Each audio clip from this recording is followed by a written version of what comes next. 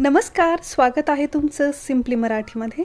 आणि आजच्या या व्हिडिओमध्ये आपण पाहणार आहोत लिंबू वापरून झाल्यानंतर लिंबाची जी ही साल आहे या सालीचा आपण कुठे आणि कसा आपल्या घरासाठी उपयोग करू शकतो हे आज आपण या व्हिडिओमध्ये पाहणार आहोत। चला तर व्हिडिओला सुरुवात करूया।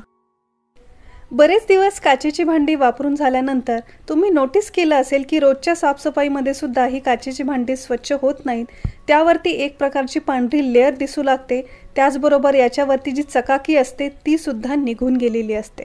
तर ही काचेची भांडी अगदी पुन्हा नव्यासारखी होण्यासाठी वापरलेल्या लिंबाची ही साल तुम्ही यावरती फिरून ही काचेची भांडी साफ करू शकता।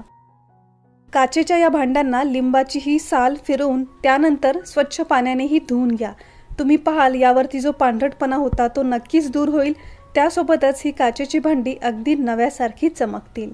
खूप इफेक्टिव्ह अशी ही टिप आहे, तुम्ही एकदा नक्की ट्राय करून पहा। रोजच्या वापरातील आपली ही इलेक्ट्रिक केटल रोज वापरल्यामुळे त्यात एक प्रकारचं पाणी सतत उकळत राहिल्यामुळे यामध्ये एक प्रकारची दुर्गंधी येऊ लागते। तर ही दुर्गंधी दूर करण्यासाठी सुद्धा तुम्ही लिंबाच्या सालीचा छान वापर करू शकता। यासाठी या इलेक्ट्रिक केटलमध्ये 1 ग्लास पाणी आणि काही लिंबाच्या साली ॲड करा। यानंतर हे पाणी काही मिनिटांसाठी उकळून घ्या। पाणी पूर्णपणे थंड झालं की हे पाणी ओतून द्या आणि यानंतर स्वच्छ पाण्याने ही इलेक्ट्रिक केटल धुवून घ्या। तुम्ही पाहाल यामध्ये जी एक प्रकारची दुर्गंधी होती ती दूर होईल आणि तुमची इलेक्ट्रिक केटल सुद्धा अगदी छान क्लीन होईल। मायक्रोवेव्ह वापरून झाल्यानंतर हा मायक्रोवेव्ह साफ करण्यासाठी यामध्ये जे काही पदार्थाचे वास त्याचबरोबर तेलकट ऑइली असे जे डाग असतात ते साफ करण्यासाठी सुद्धा तुम्ही लिंबाच्या सालीचा वापर करू शकता। त्यासाठी एखाद्या मायक्रोवेव्ह सेफ बोलमध्ये थोडंसं पाणी ॲड करा आणि यामध्ये 3 ते 4 लिंबाच्या साली ॲड करा। आता हे पाणी 5 मिनिटांसाठी मायक्रोवेव्ह करा। यानंतर हे पाणी काढून आता याच लिंबाच्या सालीच्या पाण्याने तुम्ही हे मायक्रोवेव्ह क्लीन करू शकता। तुम्ही पाहाल की या लिंबाच्या पाण्यामुळे यामध्ये जे काही तेलकट चिकट असे काही डाग होते ते अगदी सहज क्लीन होतात। त्याचबरोबर पदार्थांची जी काही दुर्गंधी मायक्रोवेव्हमध्ये असते ती सुद्धा दूर होण्यास मदत होते। आपल्या किचनमध्ये कुठल्या ना कुठल्या प्रकारचे चॉपिंग बोर्ड हे असतातच। तर हे चॉपिंग बोर्ड क्लीन करण्यासाठी सुद्धा लिंबाच्या सालीचा छान उपयोग होऊ शकतो। त्यासाठी चॉपिंग बोर्डवरती थोडंसं मीठ स्प्रेड करा आणि यानंतर लिंबाच्या काही सालीने हा चॉपिंग बोर्ड घासून घ्या। तुम्ही पाहाल लिंबू आणि मिठाच्या वापराने यावरती जे काही डाग आहेत त्यासोबतच लसूण कांदा किंवा एखाद्या भाजीचा जर कुठला वास जरी असेल तर तो सुद्धा दूर होण्यास मदत होईल।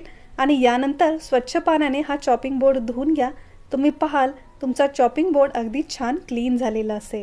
तांब्या पितळेची भांडी सुद्धा क्लीन करण्यासाठी तुम्ही लिंबाच्या सालीचा आणि मिठाचा वापर करून ही तांब्या पितळेची भांडी अगदी नव्यासारखी चमकू शकता। त्याचबरोबर रोजच्या वापरातील आपले स्टीलचे तसेच लोखंडी जे भांडे असतात जे सतत वापरात आल्यामुळे त्यावरती अशा प्रकारे काही जळाल्याचे त्याचबरोबर लोखंडी भांड्यावरती गंज लागल्याचे डाग आपल्याला नेहमी दिसू लागतात।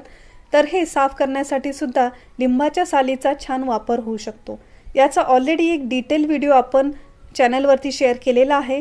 तुम्ही जर तो पाहिला नसेल तर त्याची लिंक मी या व्हिडिओच्या एंडला देईल, ती तुम्ही नक्की चेक करू शकता। लिंबाच्या सालीचा वापर आणि त्याचबरोबर ही पावडर वापरून तुम्ही जळाल्याचे त्याचबरोबर भांड्यांवरती जे काही गंजल्याचे वगैरे डाग आहेत ते अगदी सहज क्लीन करू शकता। रोजच्या वापरातील आपले चहा किंवा कॉफीचे कप हे सतत वापरात आल्यानंतर काही दिवसातच त्या कपांवरती एक प्रकारचा काळपटपणा आलेला असतो। त्याचबरोबर कधीकधी यामध्ये चहा किंवा कॉफीचे डाग सुद्धा लागलेले असतात। तर हे अगदी क्लीन करण्यासाठी तुम्ही थोडंसं मीठ आणि लिंबाच्या सालीचा वापर करून हे चहा कॉफीचे मग सुद्धा अगदी छान नव्यासारखे चमकू शकता। आपल्या फ्रीजमध्ये सतत एक प्रकारची दुर्गंधी येत असते, तर ती दूर करण्यासाठी सुद्धा फ्रीजमध्ये तुम्ही काही लिंबाच्या साली कोपऱ्यांमध्ये ठेवू शकता। लिंबाच्या सालींमुळे सुद्धा यामधली जी दुर्गंधी आहे ती दूर होण्यास मदत होते। स्वयंपाक करत असताना कांदा लसूण आणि किंवा तुम्ही जर कधी फिश वगैरे कट करत असाल तर याचा वास आपल्या हाताला बराच वेळ राहतो। हा वास दूर करण्यासाठी तुम्ही लिंबाची साल तुमच्या हाताला चोळून यानंतर स्वच्छ पाण्याने हात धुवा।